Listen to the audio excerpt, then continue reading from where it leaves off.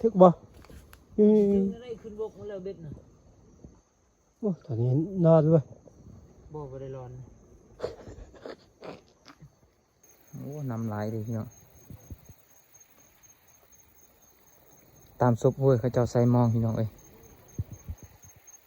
เขาเจ้าใส่มองเนาะเขาเจ้าอัดซุปห้วยเวลาป่ามันเข้าห้วยเพราะว่าซุปห้วยนำจะบ่แห้งปานใดเนาะ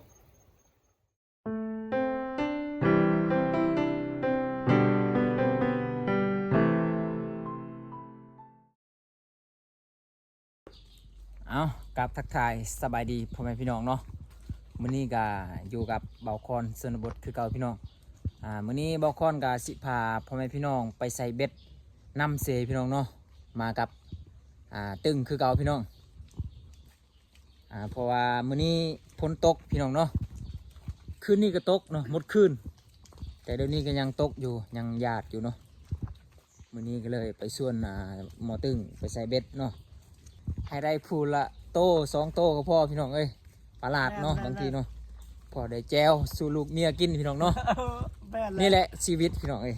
แบบนี้ก็พอแล้วไปอยากได้หลายน้ำหลายมื้อนี้เนาะเห็นเขาจะเอาลงคลิปน้ำเซหลายก็เลยพากันใส่เบ็ดลองเบิ้งเนาะบางทีอาจจะได้บางทีก็ใส่บ่ได้เลยบางทีน้ำเซหลายโพดบางทีเนาะไปพี่น้องไปครับชมกันพี่น้องเอ้ยถ้าว่านำขึ้นหลายก็พากันกลับนำพอดีก็พากันใส่แม่นบ่ตึงแม่นจักล้างเบ็ดเหรอโอ้ย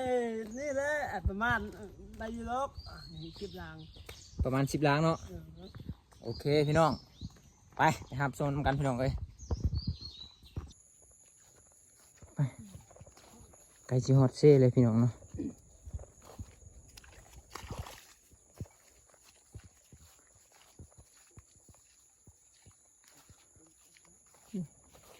เขาเกี่ยวมันแล้วเขาเห็นดึงมันแล้วนี่เบิ่งคือว่ายังไก่ชิฮอตน้ำเซ่เลยพี่น้องมาเบิ่งทำกันวันน้ำมันสิลายสำใดเนาะบูหลายได้พี่น้องเอ้ยฮอตพี่นำ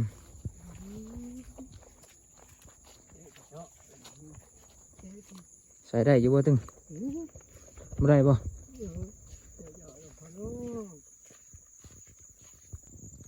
มาพี่น้องมาทำซีขึ้นลายนี่พี่น้องเอ้ยบูว่าสิใส่ได้หรือบ่เนาะเบ็ดเนาะสิใส่ตามแคมบนได้ที่66เนาะไปได้อยู่บ่เบิ่งน้ำซีฝนบ่ตกคืนเดียวซื่อๆฝนนะ2 คืน 3 คืนนี่เอาอีกแล้วน้ำท่วมอีกแล้วอันนี้คืนเดียวซื่อๆพี่น้องเอ้ยตัวโคตรไวเลยน้ำมันขึ้นเบิ้งน้ำนี่พี่ตัวพอพี่แล้วลงแล้วบ่ไม่ได้ลงนะมันอันนั้นซื่อๆนะมันพัดไปพัดมาซื่อๆใส่ได้อยู่บ่ได้อยู่เนาะนี่ขึ้นทางเทิงนี่เนาะลองใส่เบิ่งเนาะได้บ่ไปโอ้ขี่เรือไปได้บ่ตึงกล้าบ่ไปบ่โอ้ยไปสิกล้าเนาะยอมแหละไปลองใส่เบิ่งหาขุดกี่กระเดือนก่อนโอ้น้ำขึ้นหลายเลยโอ้ยตึกแฮบ่ได้ดอกนี่บ่ได้น้ำมันเริ่มขึ้นอยู่แล้วนี่เบิ่งไปขุดกี่กระเดือนลองใส่เบิ่งพี่น้องเอ้ยเอาหอดบอลที่ใส่เบ็ดเลยพี่น้องเนาะโอ้น้ำเสียหลายเลยขึ้นหลายเลยพี่น้องบูว่าสิถึกหรือบ่เนาะเบ็ดเขาเนาะใส่ไปแล้วล้างหนึ่งพี่น้อง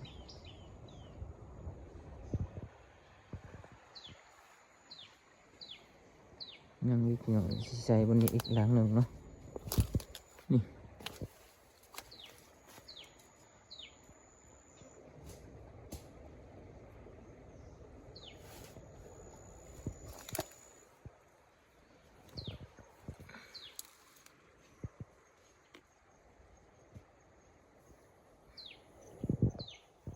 ใส่นี่เลยพี่น้อง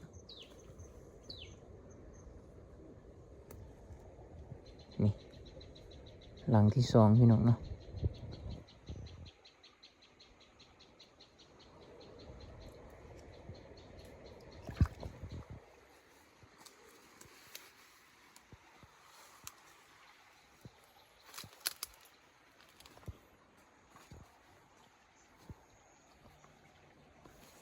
เบิ้งสิถ่ายน้ำเชให้เบิ้งก่อนมีบ่เอามาขุดหลายๆรถเบิ้งพี่น้องโอ้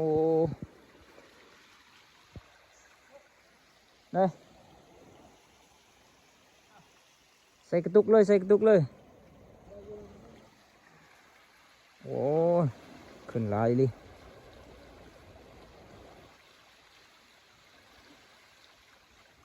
ขึ้นอีกน้อยหนึ่งนี่ชัวเสมอกับตีนผู้เลยพี่น้อง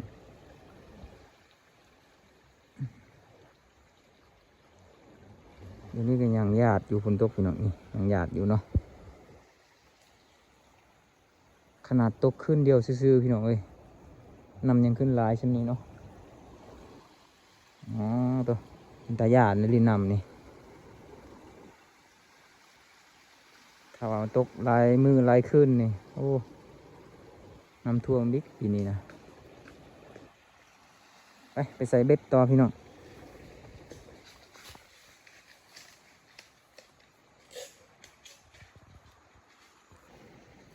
ไปพี่น้องไปใส่ต่อไปนี่แหละใส่ต่อไปพี่น้องเนาะ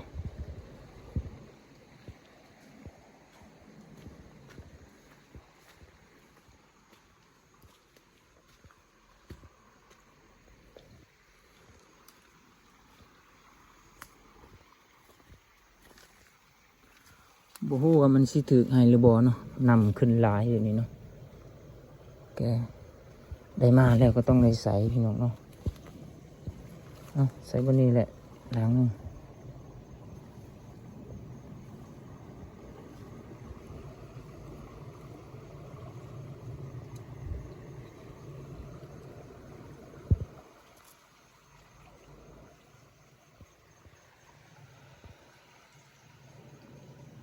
เสียงน้ำเป็นตาญาณเลย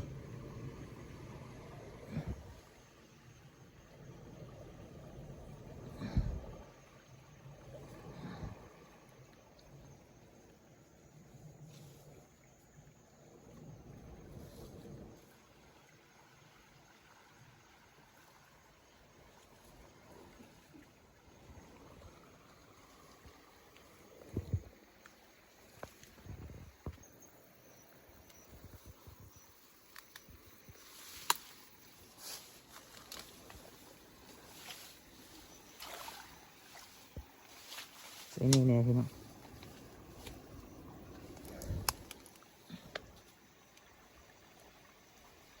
เด็ดเกาะกันแล้ว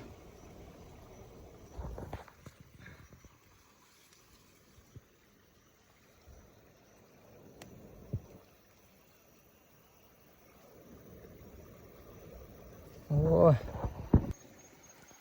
พี่น้องใส่เรื่อยๆพี่น้องเอ้ย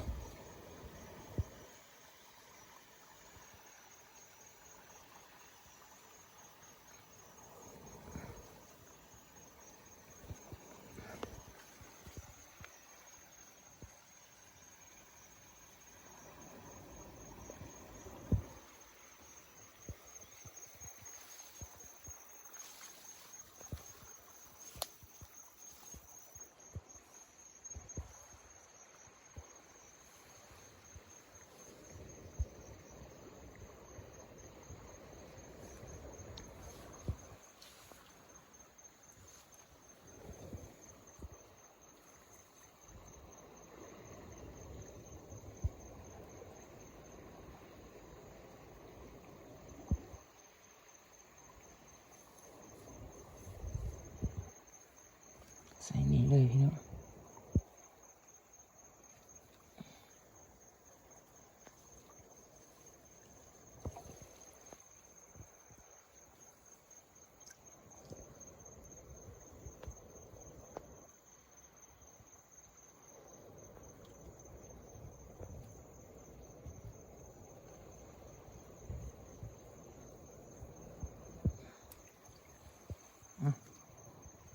ใส่ไปเรื่อยๆ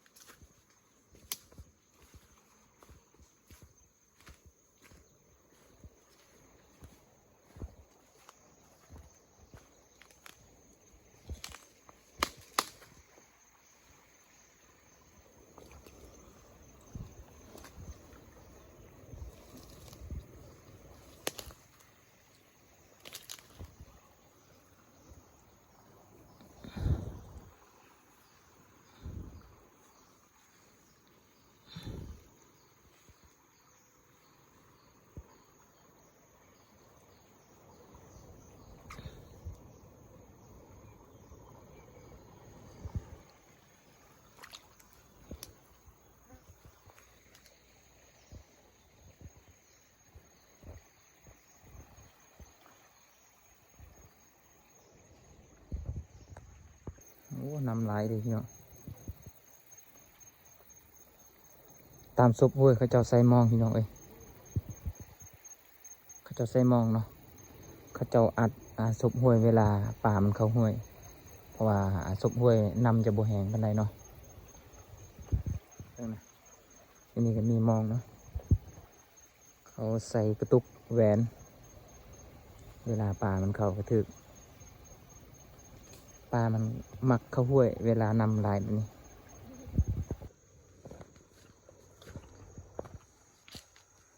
เลาะลงตลอดเลยพี่น้องเอ้ยเลาะใส่เบ็ดตามดงนี่แหละมันเป็นดงเนาะ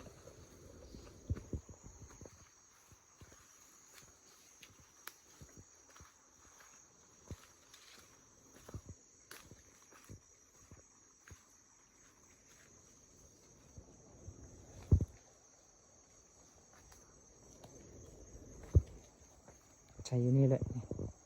ที่ใส่บนนี้ลังหนึ่งนี่ไปใส่ไปเรื่อยๆใส่นี่ลังหนึ่งเนาะ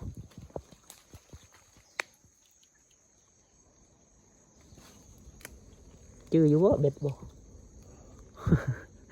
บ่จื้อนั่งคักแล้ว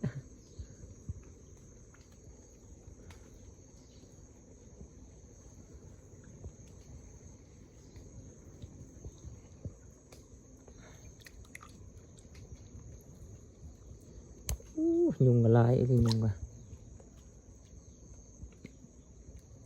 ไปยัง3 ล้างพี่น้องเบ็ด10 ล้างใช้มาหมดแล้วเนาะยัง3 ล้าง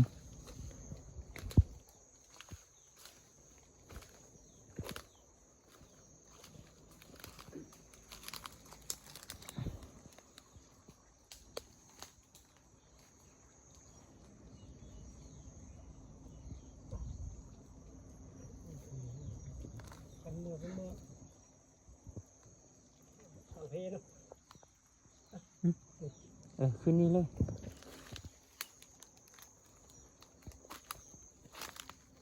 โอ้หมักลำไยวันนี้มาตึ้งมันหล่นมาได้ใช่นี่แม่นบ่ นั่นมากอย่างนี้มากกันนั่นเลย บ่แม่นบ่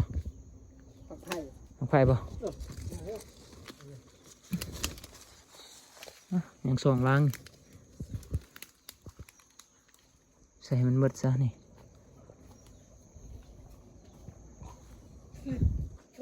โอ้แม่ บ่แม่นบ่อย่าไปกินตัวทีบด้วยเมาเลย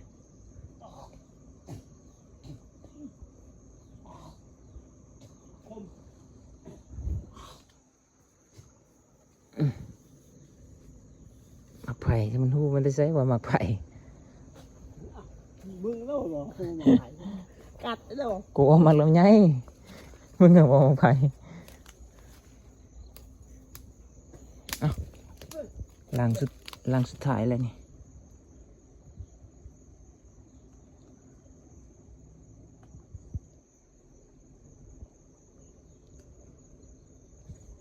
ถือบ่ถือกระรอบเดียวนี่แหละพี่น้องเอ้ยคือถือว่ากลับเลยแหละถือกระกลับบ่ถือกระกลับโอเคพี่น้องเนาะนี่หลังสุดท้ายแล้วนี่ไปขึ้นทางนี้เลยขึ้นทางสวนนี้เลยจักหน่อยจังลงไปยามเนาะขึ้นไปอยู่เทิงก่อนหน่อยหนึง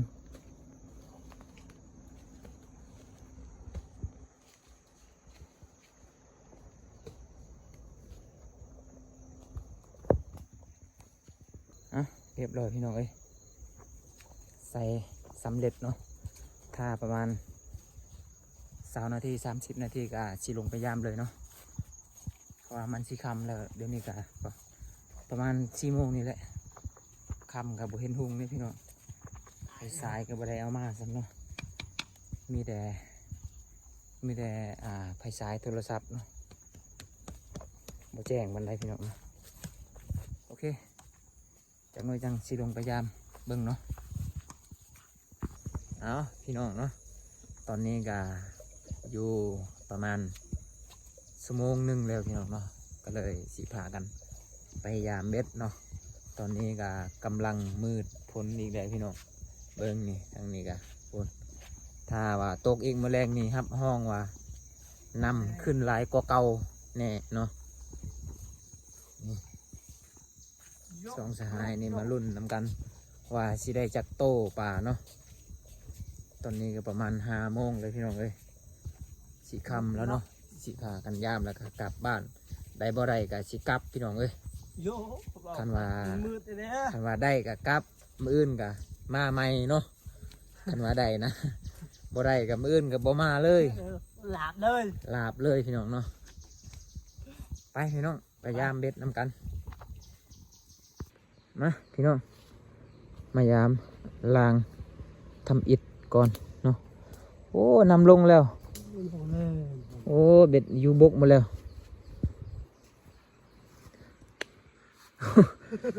คักพี่น้องเอ้ยทีแรกก็คิดว่ายันน้ำมันสิขึ้นยันเอาเบ็ดบ่ได้เนาะสุดท้ายเบ็ดอยู่บกโอ้โหยแม่เอ้ยอ่ะเห็นได้ปะนี่ขี้เดือนออกนะ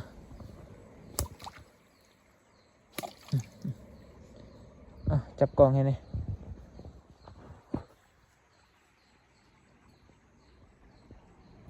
โอ้ตายเลยปลายังมันสิกินอยู่บกบ่ปลายังสิกินอยู่บก จักแล้วว่าทำกูอีกโอ้โหเลย คักพี่น้องพุ่นล้างน้ำแห้งกระติกเลยเนี่ย หมาเราไปลอกแล้ว น้ำ มาลายไปลอกเอ้ย คัก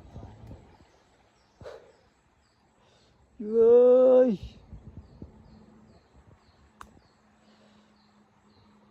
ข้างโคกบ่ถือนะพี่น้องเนาะแต่ว่าคำนำมีป้ามันก็ถือแล้วตอนนำมันยังหลายนะ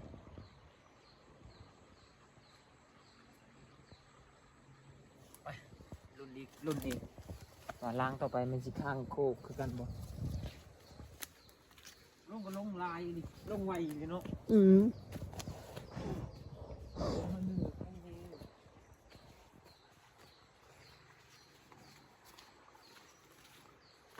สิบถึงมันจะโตเลยบ่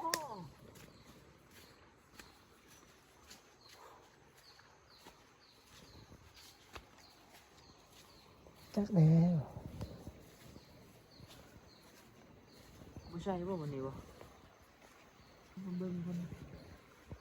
ขึ้นแล้วเดี๋ยวนี้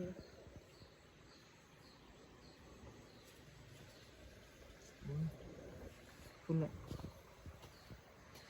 สมองที่เดือนผมลืมไว้ลืมพี่น้อง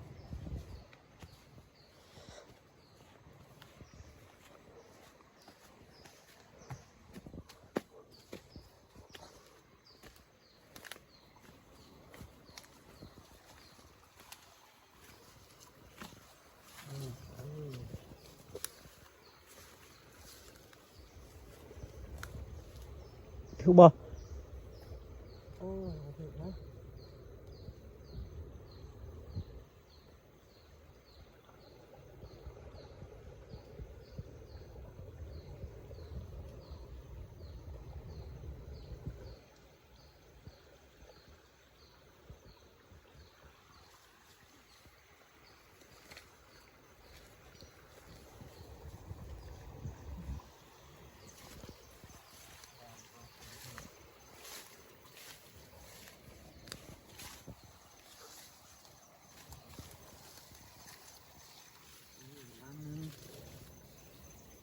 มีปลาทั้งได้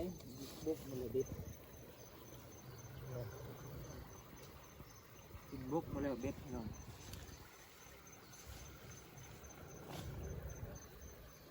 สีเศร้าเลยเศร้าเด้อแบบนี้เด้อมันบ่มีปลาเลยเด้อ วันไหนนี่ในวันนึงเจอตัวเอาถ่ายเป็ดตีขึ้นบกนะ กินบกเมืองเอาหนอดหนาให้เลยบ่เดี๋ยวนี้เอ้าตอนนี้ก็ฝนตกอีกแล้วเนาะ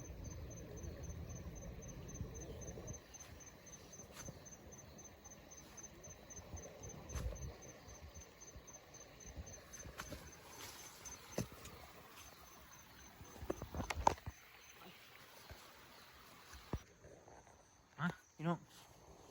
ยามต่อไปพี่น้อง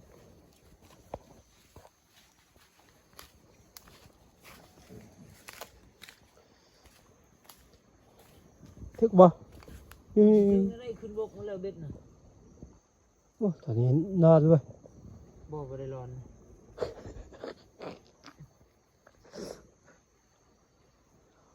ร้อนบ่ได้หยังเลยนะเก่าเลยนั่งลงปะมาเลยเบ็ดก็อยู่บกมาเลยเบ็ดค้างโคกมาเลยมีแต่กบเท่านั้นแหละถือ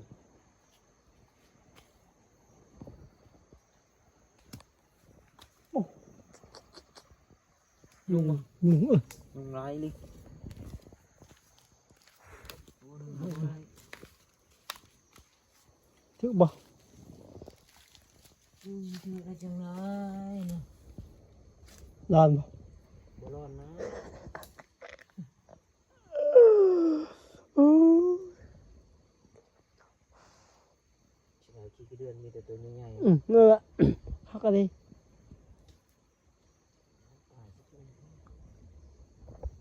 มันยังบุกินเบ็ดอยู่นะนี่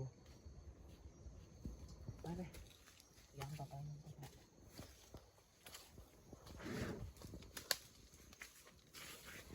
กูตัวนี้มันเป๊กดูบกเลยเบิ่งโก้ที่มีปลามันเลยใช้มาตอด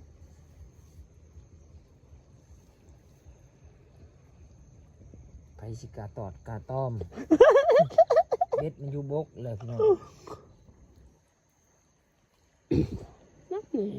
ว่าอยากใช้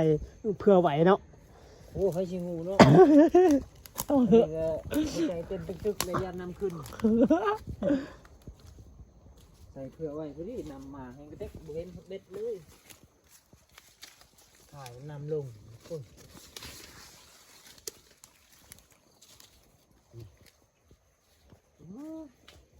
ถึกบ่ บุมีนะ เขาบอกพุ่นเนี่ยนางหนึ่งอ้าวโหนี่เช้าแต่คนเลย เศร้าบ่มือนบ่ไหมบ่ โอ้ยใครลืมตึกแห่นำลงเนาะ ถ่ายมันลงอยู่ตึกนี้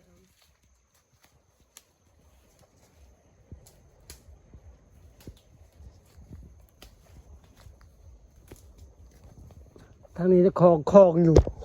คลองปานกลางอยู่ ฟันที่เรื่องนี้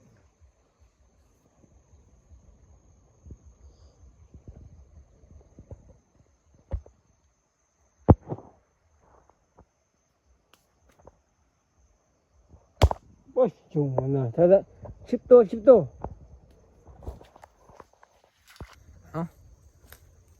สุดท้ายแม่นบ่ได้พี่น้องเอ้ย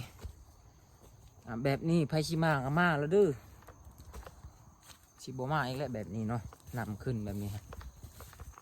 ตัวหนึ่งก็บ่ได้เศร้าพี่น้องเอ้ยโอเคเนาะตอนนี้ก็สิพากันกลับเลยเนาะพี่น้องเนาะสำหรับคลิปนี้ก็ฝากกดไลค์กดแชร์พี่น้องเอ้ยเจอกันในคลิปหน้า